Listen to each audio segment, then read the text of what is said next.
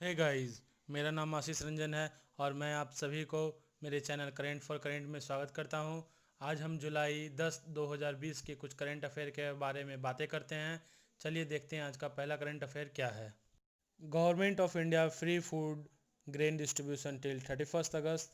आखिर ये कौन सा फ्री फूड ग्रेन डिस्ट्रीब्यूशन है, इसे देखते हैं। ये आत्मनिर्भर पैकेज जो हमारे फाइनेंस मिनिस्टर निर्मला सीतारमन जी मई 15 2020 को अनाउंस किए थे, जिसमें कुछ इसमें अनाउंसमेंट में बहुत सारे ट्रेंच थे। जिस ट्रेंच में एक ट्रेंच ये भी था कि हम हमारे माइग्रेंट वर्कर को जिनके पास कोई राशन कार्ड नहीं है या जो कोई नेशनल फूड सिक्योरिटी एक्ट और किसी state scheme public distribution system में इंक्लूड नहीं है, उन्हें भी हम कुछ राशन देंगे, जिसमें 5 किलो अनाज, 1 किलो पल्सेज जो कि पर फैमिली हाउस होल्ड पर दिया जा रहा था और अनाज पर इंडिविजुअल पे दिया जा रहा था। उसे अब 2 महीना के लिए उसे 2 महीने के लिए बनाया गया था, जो जुलाई 15 को एंड होने वाली है। बट अभी भी पैंडेमिक का इम्पैक्ट जो हमारे माइग्रेंट वर्कर पर है वो अभी भी कंटिन्यू है। इसको देखते हुए गवर्नमेंट ऑफ इंडिया ने इसी स्कीम को अब अगस्त 31 तक एक्सटेंड कर दिया है।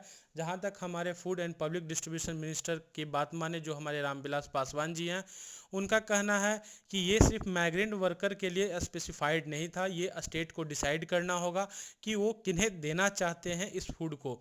जहां तक स्टैटिस्टिक्स की बात है तो सेंट्रल गवर्नमेंट ने 8 lakh ton food grain allocate किया था सेंटर को, जिसमें से 6.39 टन ही सिर्फ पिकअप किया गया स्टेट के द्वारा। अगर हम स्टेट में भी देखें जो अभी सबसे बेस्ट वर्क की है इनटू फूड डिस्ट्रीब्यूशन, तो ये राजस्थान की है, जिसमें उन्होंने करीब 95% अपने एलोकेटेड फूड को या रिसीव्ड फूड को उन्होंने डिस्ट्रीब्यूट कर दिया है। आज का दूसरा करंट अफेयर है government watching WHO alert on airborne spread of virus. जो हमारे दुनिया भर के साइंटिस्ट थे, 239 साइंटिस्ट अक्रॉस द 32 कंट्रीज, उन्होंने WHO का एक ओपन लेटर में ये बताया था कि हमारे स्टडी में यह फाइंड हुआ है कि कोरोना वायरस भी एयरब्रोन है। तबकि इस चीज़ को WHO पहले डिनायल मूड में था कि नहीं, कोरोना वायरस एयरब्रोन नहीं है। बट अब WHO भी इंडिकेट कर रहा है कि शायद ये वायरस जो कोरोना वायरस है ये एयरब्रोन है। एरिसोल जो ट्रांसमिशन होती है वो is one of the main mode of transmission of corona virus. और जहाँ तक हम लोग इंडिया की बात करें, इंडिया में आज 2.6 लाख टेस्ट पर डे हो रहे हैं, जिसमें से हमने टेस्टिंग कैपेसिटी को बहुत ज़्यादा रैंप अप किया है। और इसमें यह फाइंड हो रहा है कि पर मिलियन टेस्ट में इंडिया में 195.5 केसेस ही पॉजिटिव मिल रहे हैं, जो कि लोएस्ट है among the world. But India में नंबर अभी भी कोरोना वायरस की बहुत रैपिडली बढ़ रही है, ये वेरीफाइंग है। जिसमें इंडिया पे अगर देखा जाए तो रिकवरिंग रेट जो है 62.09% है और फैटिलिटी रेट जो है 2.75% है। जहाँ तक हम लोग ड्रॉपलेट ट्रांसमिशन और एयरब्रोन ट्रांसमिशन की बात करें, तो जो ड्रॉपलेट ट्रांसमिशन है उसमें एक इन्फेक्टर और एक नॉर्मल पर्सन है। लेट एज्यूम इन्फेक्टर पर्सन को कोरोना वायरस है और नॉर्मल पर्सन जो 1 मीटर अपार्ट है इन्फेक्टर पर्सन से, इन्फेक्टर पर्सन जैसे कफ या स्नीज करता है तो वो ड्रॉपलेट प्रोड्यूस कर रहा है। दिस टाइम वो ड्रॉपलेट प्रोड्यूस कर रहा है।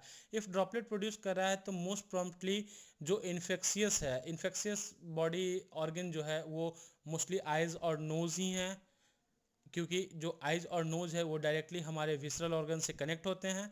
तो ये जो ड्रॉपलेट होती है उसकी जो साइज होती है वो 5 माइक्रोन मीटर से बड़ा होता है।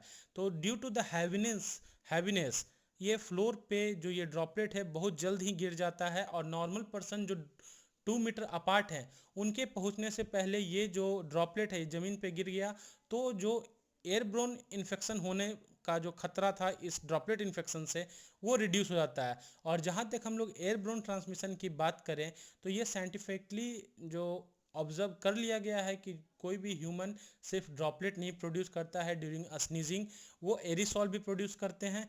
क्या होता है एरिसॉल? एरिसॉल एक पैक्ड सब्सटेंस होता है जो कि प्रेशराइज्ड में किसी भी एंटीजन को अपने एक वैक्यूल के फॉर्म में कवर कर कर रखता है, और जब हम स्नीज करते हैं तो वो एक स्प्रेड करता है इन एयर, और जब ये स्प्रेड होता ही है तो उसकी साइज 5 माइक्रोन मीटर से छोटा होता है इन डायमीटर, जिस कारण से वो एयर में कुछ ज़्यादा समय तक होल्ड होता है। और जो 2 मीटर अपार्ट जो पर्सन होते हैं वो होल्ड करते करते फ्लोर पे गिरने से पहले उस पर्सन तक पहुंच जाता है और उन्हें इन्फेक्ट कर देता है। तो ये होता है एयरब्रोन ट्रांसमिशन। और जहाँ तक हम लोग डायमीटर और जो साइज़ की बात कर रहे हैं 5 micron metre, greater than 5 micron metre, अगर एक ह्यूमन हेयर की अगर हम बात करें तो वो 50 माइक्रोन मीटर थिक होती है, सॉरी इन डायमीटर होती है। तो आप सोच सकते हैं कि ये जो वायरस है ये कितने छोटे भी साइज़ में ये आपको इन्फेक्ट कर सकती है। आज का तीसरा करंट अफेयर है, army personnels told to delete 89 app by July 15।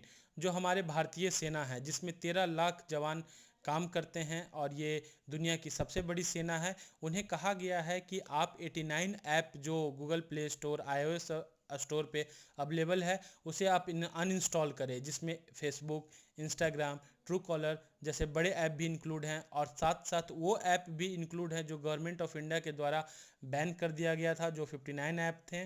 ये ऑर्डर इसलिए इशू किया गया है कि कहीं पे आप सेंसिटिव जो डेटा हैं उसे कहीं रिलीज़ ना कर दें इस सब प्लेटफॉर्म से, जिस कारण से शायद हमारे सिक्योरिटी कंसिडरेशन को कोई हानि नहीं हो। इस चीज़ को देखते हुए इस ऑर्डर को इशू किया गया है।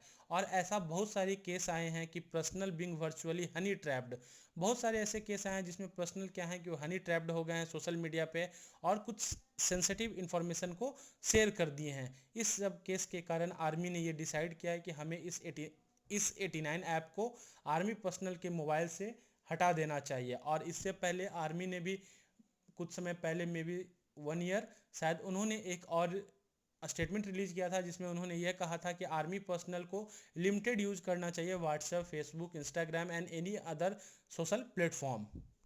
आज का चौथा करंट अफेयर है, India China diplomat to meet next round of land of actual control talk. जो कॉप कमांडर मीटिंग थी जो लास्ट में 30 जून को हुई है लास्ट टॉक, अभी जो नेक्स्ट टॉक है ये एक्सपेक्ट किया जा रहा है कि नेक्स्ट वीक में टॉक होगी एलएसी स्टैंड ऑफ पे ही और डिस इंगेजमेंट प्रोसेस पर ही। ये किस चीज़ के माध्यम से हो रही है, for in working mechanism for consultation and coordination on India China border affair. ये जो WMCC है इसकी फॉर्मेशन 2012 में हुई थी। और नॉर्मली ये जो WMCC में जो मेंबर आते हैं जैसे उसमें एक इसमें एक ऑफिशियल मेंबर होते हैं मिनिस्ट्री ऑफ एक्सटर्नल अफेयर के, और चाइनीज़ मिनिस्ट्री के जो फॉरेन अफेयर हैं उसके भी कुछ ऑफिशियल होते हैं। ये 2012 में फॉर्म किया गया था। और नॉर्मली इसे ये जो कमिटी है WMCC, जो ये बॉडी है, ये नॉर्मली 2 बार मिलती है 1 साल में। बट ये आप देख रहे होंगे कि ये मीटिंग हो रही है दूसरी बार 2 सप्ताह में। तो इससे आप ये पता कर सकते हैं कि आखिर लैंड ऑफ एक्चुअल कंट्रोल पे कितना सीरियसनेस है। स्पेशल रिप्रेजेंटेटिव जो हमारे देश के अजीत डोभाल जी थे, और फॉरेन मिनिस्टर जो चाइना के थे वैंग यांग, जो कि स्टेट काउंसलर भी हैं, उन्हें रफली हम लोग नेशनल सिक्योरिटी एडवाइज़र भी कह सकते हैं। उन दोनों ने भी यह बात कही थी कि हम लोग को डिप्लोमेटिक चैनल और मिलिट्री चैनल को ओपन रखना चाहिए और जितना जल्द से जल्द हो हमें डिसंगेज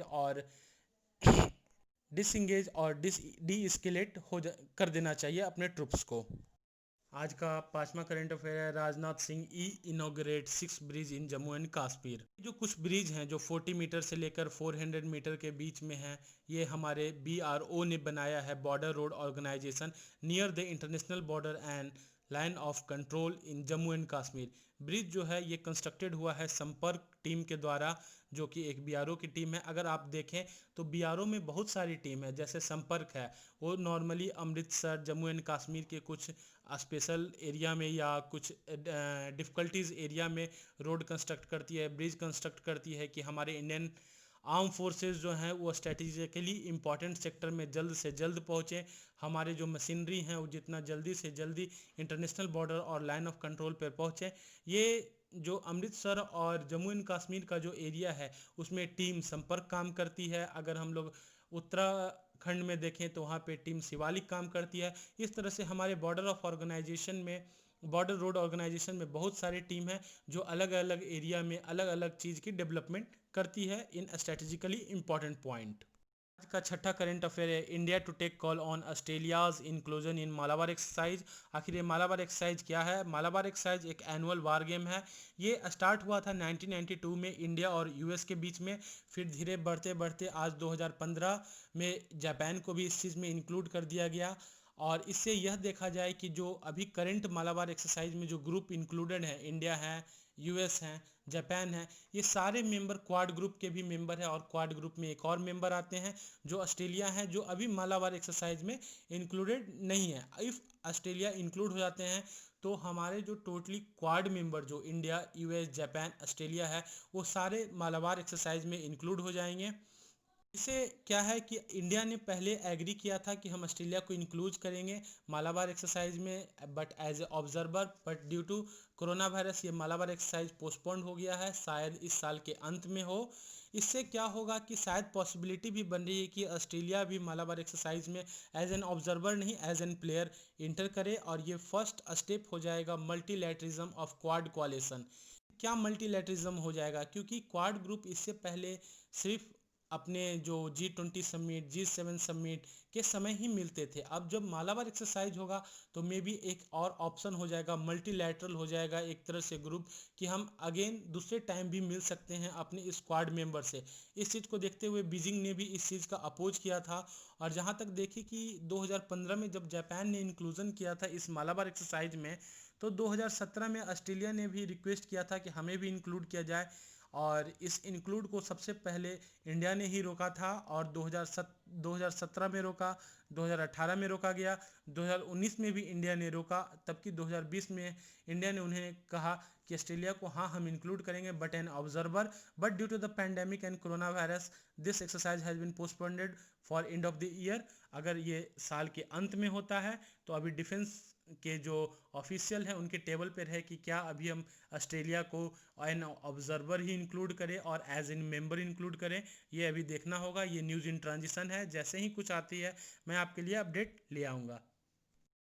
अगर आपको इस वीडियो की पीपीटी चाहिए तो आप मुझे कमेंट सेक्शन में बताएं, और मैं कोशिश करूंगा कि ये पीपीटी आपके पास मैं टेलीग्राम के माध्यम के द्वारा आपको दे दूं। Thank you very much.